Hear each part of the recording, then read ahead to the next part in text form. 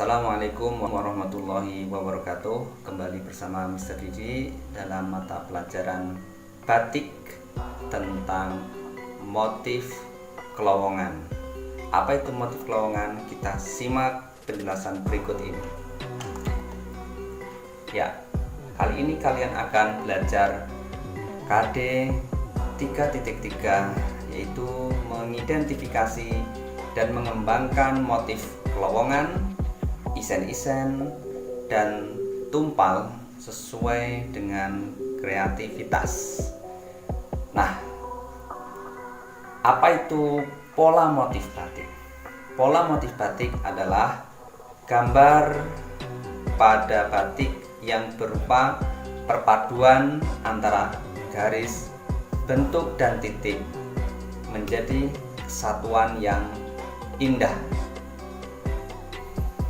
Ya, bisa ulangi, gambar pada batik yang berupa perpaduan bentuk dan titik menjadi kesatuan yang indah.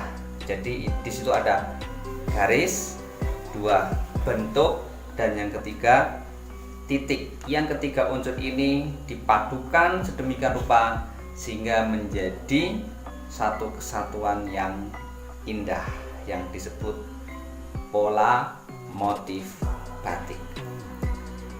Nah, pola motif batik itu yang pertama adalah motif kelowongan, yang pada pertemuan kali ini kalian akan belajar tentang apa itu motif kelowongan.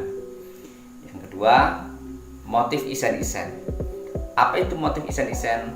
Insya Allah kalian akan mempelajarinya di pertemuan yang akan datang. Yang ketiga, motif tumpal. Bicara motif tumpal, apa itu motif tumpal? Kalian akan pelajari pada pertemuan yang ketiga. Baik, kali ini kita akan belajar tentang motif kelowongan. Nah, motif kelowongan adalah pola yang menjadi dasar utama pada motif batik. Sebagai contoh, kemarin semester 1 kalian sudah belajar membuat motif kelowongan parang. Nah, itu motif itu salah satu contoh motif kelowongan di mana itu motif utama, belum diberi isen-isen ya. Jadi motif kelowongan atau motif utama biasanya ditempatkan pada kepala atau badan kain yang paling dominan atau paling utama. Dan pola atau motif utama ini atau kelowongan ini menjadi penghayatan si pembatik terhadap alam pikiran dan falsafah yang mereka anut. Nah, apa yang ada dalam pikiran mereka, si pembatik itu falsafahnya apa, mereka akan tuangkan dalam motif kelowongan ya. Nanti kan akan belajar tentang macam-macam motif kelowongan. Nah, motif kelowongan atau motif utama ada macamnya.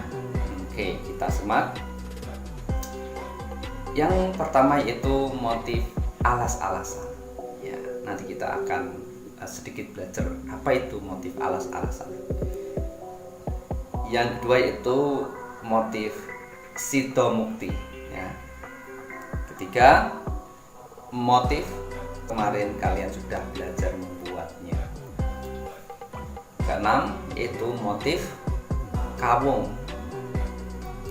Ketujuh yaitu motif sawat, belajar membuatnya. Keenam itu motif kawung. Ketujuh yaitu motif sawat. Kedelapan motif cemukiran. Yang kesembilan motif sembagen hook. Yang ke-10 motif semen. Yang ke-11 motif nitik. Dan yang ke-12 motif ceklok. Ini yang umum dan tentu saja motif kelowongan yang lain masih ada. Kita akan belajar yang umum-umum saja dulu ya. Baik, kita akan kupas satu persatu contoh motif kelowongan yang bagus. Baik, yang pertama, oke, di sini kalian lihat ada gambar hewan ya. Ini ada gambar hewan, ada gajah, ada kijang, ada burung, ada pepohonan, ada bunga, ada kupu-kupu. Kira-kira menggambarkan apa? Motif apa? Ya, betul. Motif alas-alasan. Alas dalam bahasa Jawa itu artinya hutan ya, kalau dalam bahasa Indonesia menggambarkan hutan. Ini melambangkan apa ini? Jadi motif alas-alasan ini bentuknya seperti hutan beserta isinya binatang maupun tumbuhannya. Ini melambangkan supaya kita senantiasa mawas diri dan senantiasa bijaksana ya. Ini tadi si pembatik di alam pikirannya, dia berpikir tentang keadaan hutan yang kita harus mawas diri dan kita harus bijaksana dalam bertindak berbuat. Dan si pembatik ini menuangkan apa yang ada di pikirannya, falsafah yang dianutnya ke dalam sebuah motif batik ini ya, motif alas-alasan. Oke, selanjutnya, wah, ini motif apa kira-kira? Bisa kalian tebak? Iya, ini adalah motif Sidomukti. Motif Sidomukti ini bentuknya seperti kupu-kupu ya. Di sini ada sayapnya. Ya, bentuknya seperti kupu-kupu atau bentuknya seperti sayap. Ini melambangkan harapan dan doa. Nah, ini Sidomukti. Jadi si pembatik ini dia punya religiusitas yang kuat ya, mendekatkan diri kepada Sang Pencipta dan dia tuangkan dalam bentuk motif Sidomukti. Ya, ini apa ini? Nah, ini kalau tadi motif Sidomukti, yang ini motif Sidoluhur. Nah, bentuknya seperti bangunan atau tahta ya. Dan ada motif garudanya juga. Nah, di sini melambangkan tentang kedudukan yang tinggi. Nah, ini ada bentuk-bentuk persegi ya. Motif Sidomulyo.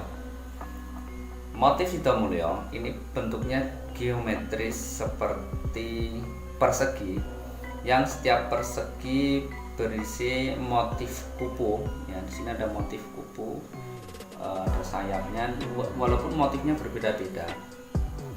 Yang ada juga motif Garuda dan bentuk pohon. Ya, ada motif kupu-kupu, bentuk Garuda dan bentuk pohon. Ini bentuk pohonnya, ini batangnya, ini ranting daunnya. Ini biasa dipakai oleh pengantin dan motif Sidomulyo ini melambangkan tentang hidup mulia. Baik, kalian tentu tidak asing dengan motif ini ya. Ini membentuk huruf S. Kemarin kalian sudah mempraktekannya. Motif apa? Iya, betul, motif parang. Motif parang ini berbentuk seperti pereng atau lereng ya, lereng terasiring ya, seperti lereng yang berbentuk seperti huruf S atau ombak. Ini melambangkan tentang semangat, sehingga harapannya orang yang memakai batik parang ini tumbuh semangatnya. Nah, ini kalian juga tidak asing ya, kalian mungkin pernah membuatnya ya. Motif kawung. Motif kawung ini bentuknya flora mirip biji aren, melambangkan tentang manusia dan kesuburan. Nah, di sini apa ini? Ada gambar sayapnya. Ini ada gambar sayap. Kira-kira batik motif apa ini? Oh, sawat. Motif sawat namanya. Cirinya bentuknya ada sayapnya, bentuk sayap Garuda Dewa Wisnu, nah, melambangkan kekuasaan atau raja. Ini motif sawat. Nah ini bentuknya mirip parang, tetapi bukan parang. Apa ini? Ini adalah motif kelowongan cemukiran. Ya. Ini kalau digambar lebih jelas cemukiran seperti ini ya. Nah, motif cemukiran ini diambil dari bentuk bunga lotus atau bunga terate, melambangkan tentang kekuasaan dan kesuburan. Bunga terate itu melambangkan kesuburan karena dia selalu hidup di daerah yang basah, airnya cukup, sehingga bunga terate ini tumbuh dengan subur segar dan dia bisa membuat air yang keruh menjadi jernih. Baik, nah ini motif apa ini? Ini ada gambar seperti sayapnya juga ini. Ini namanya motif Sembagenhuk ya. Nah, ini bentuk mirip burung fenik ya, melambangkan kelincahan, kemegahan dan keperkasaan. Kalau sawat tadi, yang sawat itu sayap Garuda Dewa Wisnu. Kalau Sembagenhuk adalah sayap atau burung fenik ya, jadi berbeda. Nah, ini motif bermacam-macam, tetapi ini berasal dari satu motif. Apa? Iya, motif semen. Bentuknya gunung ya, walaupun ini beberapa contoh di sini sudah dimodifikasi dengan isen-isen. Jadi intinya bentuk gunung melambangkan tentang pertumbuhan, kesuburan, sumber keberadaban dan pusat kekuasaan. Nah, motif semen ini dan berbagai macam variannya banyak dipakai di Pulau Jawa yang meliputi Yogyakarta, Surakarta, Banyumas, dan Cirebon. Pola ini juga dijumpai terutama pada jenis batik-batik keraton, batik saudagaran, batik petani, dan batik Indonesia. Pola ini mudah dikenali sebab memiliki ragam hias penyusun yang khas. Oke, ini ada satu motif, ada 4 contoh, tapi ini berasal dari satu motif yang sama. Intinya ini kesamaannya adalah kayak berupa titik-titik persegi ya, ada yang lingkaran, tapi titik-titik ini banyak sekali. Motif nitik ya, nitik. Kalau kalian buat ini cukup jelimet ya. Nah, ini contoh motif nitik juga seperti ini. Ini bentuknya seperti tenunan berbentuk bunga atau daun, dan motif nitik ini melambangkan aneka ragam alam. Nah, ini ada bentuk sayapnya juga. Ini kombinasi sebenarnya, tapi berasal dari satu motif kelowongan utama, yaitu motif ceplok ya, motif ceplok seperti belah ketupat ininya ya. Ini seperti belah ketupat, seperti bunga dan lain, melambangkan kebersamaan dan keseimbangan. Dan ini motif ini sudah diisi isen-isen. Nah, diisi isen-isen yang cukup banyak, ada isen-isennya mengambil juga dari motif yang lain. Seperti ini ada motif parang, dibuat isen-isen di sini. Ya, ini ceploknya ini ceploknya ini. Nah, tapi di dalam ceplok ini diisi isen-isen yang diambil dari motif kelowongan yang lain parang. Ini sudah modifikasi ya.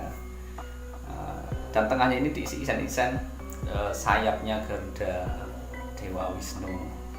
Tapi intinya ceploknya adalah di ini intinya, terus ada baik. Setelah kalian belajar lewat video ini, silahkan kalian kerjakan tugas sesuai perintah di Google Classroom. Hari ini kalian sudah belajar tentang motif kelowongan atau motif utama, dan insya Allah pertemuan depan kalian akan belajar tentang apa itu motif isen-isen. Demikian bisa berpesan, tetap kalian belajar menggunakan gadget atau gawe tetapi bijak, jangan kelamaan dalam bermain gadget gawe karena akan berdampak negatif pada pertumbuhan otak dan juga mental kalian. Demikian, assalamualaikum warahmatullahi wabarakatuh.